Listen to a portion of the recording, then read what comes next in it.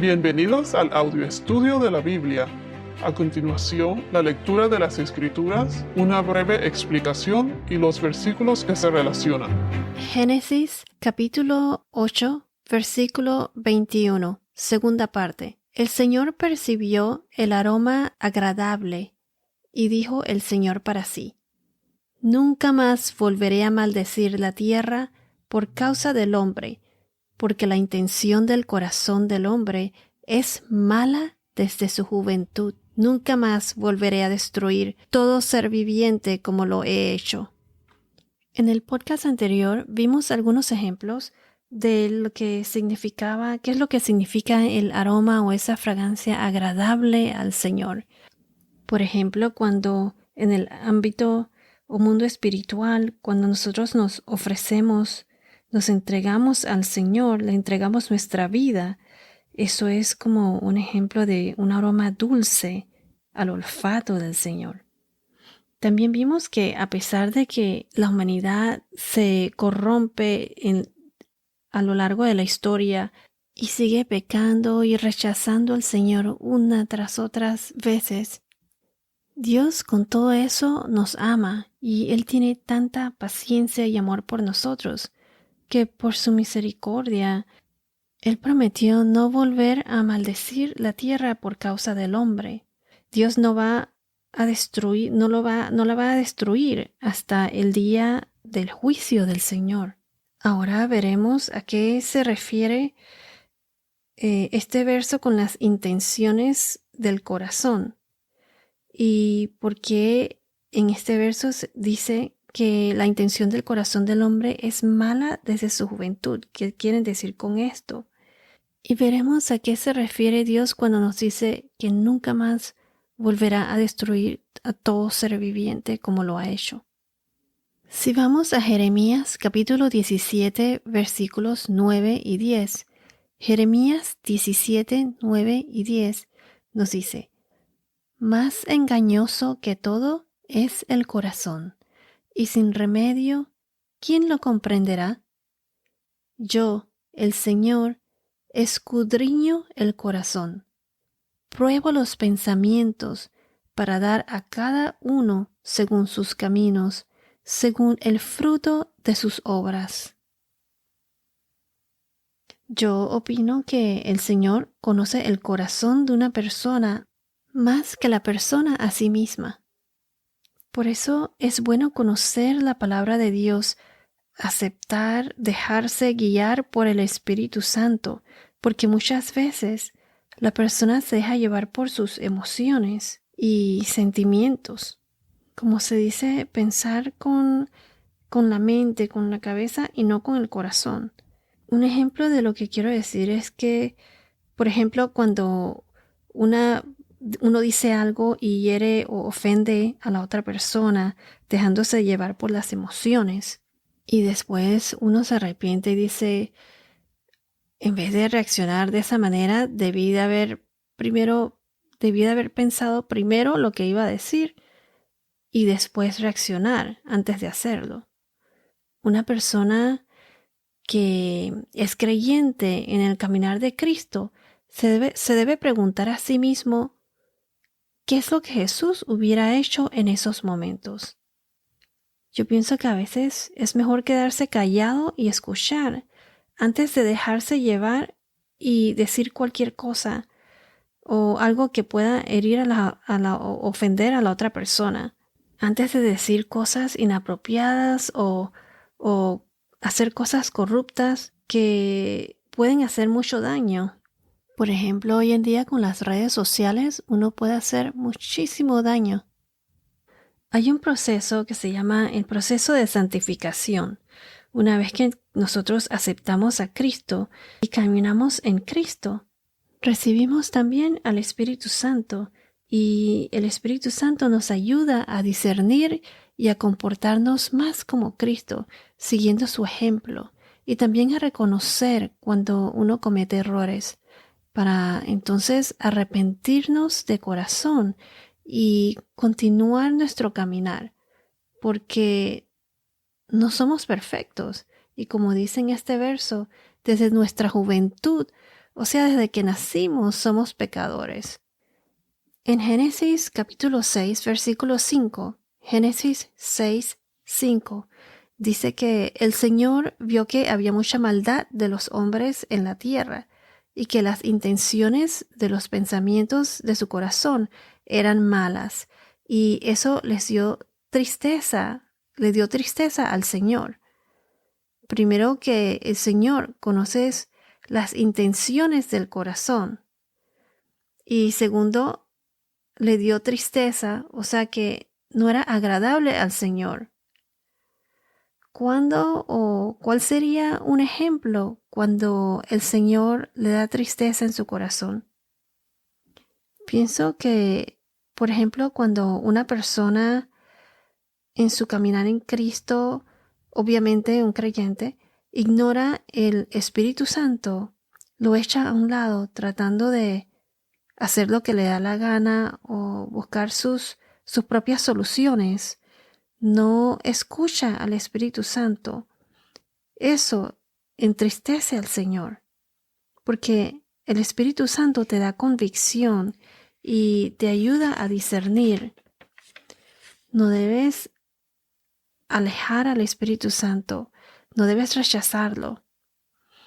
Por ejemplo, cuando los padres aconsejan al hijo que haga las cosas de cierta manera y el hijo sigue cometiendo el mismo error día tras día, ignorando sus consejos. Déjenme ponerlo de esta manera. Por ejemplo, con un ejemplo más sencillo, como cuando los padres le dicen a su hijo que a cada rato se le anda perdiendo algo, la misma cosa, y que nunca se acuerda dónde las pone y pierde tiempo buscándolo todos los días. El padre le dice: mantén tu cuarto limpio, organizado, y pon eso en el mismo lugar todos los días. Y así siempre va a estar allí. Lo puedes encontrar más fácil y no se te va a perder. Si lo pones siempre en el mismo lugar, siempre lo vas a encontrar ahí. Entonces, si el hijo le hiciera caso a los padres, claro, no pasaría trabajo llegando tarde a la escuela porque está perdiendo el tiempo buscando sus cosas. Uno como padre se entristece cuando los hijos no les hacen caso, cuando no siguen sus consejos. Asimismo, a Dios le gusta que nosotros obedezcamos. Dios sabe lo que es bueno para nosotros. Dios, nuestro Padre, nos da su palabra, la Biblia, para conocerla y tratar de obedecerla. El Espíritu Santo nos guía para que sigamos su camino y así mantenernos caminando en Cristo. Porque, ¿cómo se llega a Dios? A Dios se llega por medio de Cristo. Como dice en Juan capítulo 14, versículo 6. Juan 14, 6. Jesús le dijo: yo soy el camino, la verdad y la vida. Nadie viene al Padre sino por mí. Entonces, aquí cuando dice el corazón del hombre es malo desde su juventud, todos somos pecadores y nacimos en el pecado. Pero Dios es tan grande que sacrificó a su único Hijo primogénito para pagar por nuestros pecados, y solo por fe somos salvados. Vamos a Romanos capítulo 3, versículos 22 y 23. Romanos 3, 22 y 23. Nos dice: esta justicia de Dios por medio de la fe, quiero añadir aquí que este es el proceso de justificación, que somos justificados cuando aceptamos a Cristo de corazón, por fe, cuando nacimos de nuevo en Cristo. Somos salvados. Entonces, repito de nuevo, esta justicia de Dios por medio de la fe en Jesucristo es para todos los que creen, porque no hay distinción, por cuanto todos pecaron y no alcanzaron la gloria de Dios. Aquí nos dice que todos somos pecadores. El único hombre sin pecado que vivió en esta tierra fue Jesús. Todos pecaron y no alcanzan la gloria de Dios. Si vamos a Salmos 51, capítulo 51, versículo 5, Salmo 51, 5 nos dice: yo nací en iniquidad, y en pecado me concibió mi madre. Esto es en el Salmo de David, es parte de la oración de un pecador arrepentido. Entonces Dios conoce las intenciones del corazón del hombre, y el hombre, como dice aquí, es mala desde su juventud. La intención del corazón del hombre es mala desde su juventud. O sea que, porque todos somos pecadores y nacimos pecadores. Entonces dice: nunca más volveré a destruir todo ser viviente como lo he hecho. Cuando el Señor dice destruir a todo ser viviente, se refiere a que Dios en su misericordia siempre salvará a los obedientes, a los creyentes. Siempre habrá la minoría o el resto de los que quedan, o sea, de los pocos que sí son fieles a Él, los que serán salvados. Noé fue un ejemplo de obediencia y fe a Dios, por eso Dios lo salvó. Si vamos a la segunda carta de Pedro, capítulo 2, versículo 5, 2 Pedro, capítulo 2, versículo 5, nos dice: tampoco perdonó al mundo antiguo, sino que guardó a Noé, un predicador de justicia, con otros 7, cuando trajo el diluvio sobre el mundo de los impíos. Aquí se refiere cuando salvó a Noé y a su familia. Eran 8 en total. Si vamos a Isaías capítulo 54, versículos 9 y 10, Isaías 54, 9 a 10, dice: porque esto es para mí como en los días de Noé, cuando juré que las aguas de Noé nunca más inundarían la tierra. Así he jurado que no me enojaré contra ti ni te reprenderé.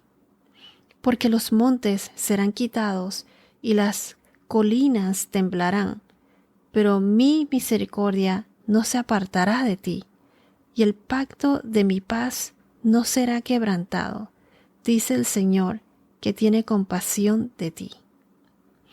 Entonces el Señor siempre cumple su promesa, y Él siempre, debido a su misericordia, salvará a los obedientes, a los que lo siguen a Él, como hizo con Noé y su familia, con Isaías, con los sobrevivientes de la casa de Jacob, de Israel, y con Sodoma y Gomorra, que salvó a Lot y a sus hijas, y así sucesivamente en la historia, en la Biblia. Jesús dejó claro que los que serán salvados serían el resto, o los pocos, o un grupo pequeño en comparación con el número de personas en la tierra a lo largo de la historia. El resto más bendito es el de la verdadera iglesia, el cuerpo de Cristo, elegido entre los millones que han vivido y han muerto en nombre del Señor. Muchos, pero muchos encontraron el camino de la destrucción eterna, pero pocos encontrarán el camino a la vida eterna. Repito, muchos encontraron el camino a la destrucción eterna, pero muy pocos encontrarán el camino a la vida eterna. Los que creemos en Jesucristo como nuestro Señor y Salvador, podemos con gran paz descansar en el hecho de que pertenecemos a ese pequeño grupo de los que serán salvados. Si vamos a Mateo capítulo 7, versículos 13 y 14. Mateo capítulo 7, versículos 13 y 14 dice: entren por la puerta estrecha, porque ancha es la puerta y amplia es la senda que lleva a la perdición, y muchos son los que entran por ella. Pero estrecha es la puerta y angosta la senda que lleva a la vida, y pocos son los que la hallan. O sea que el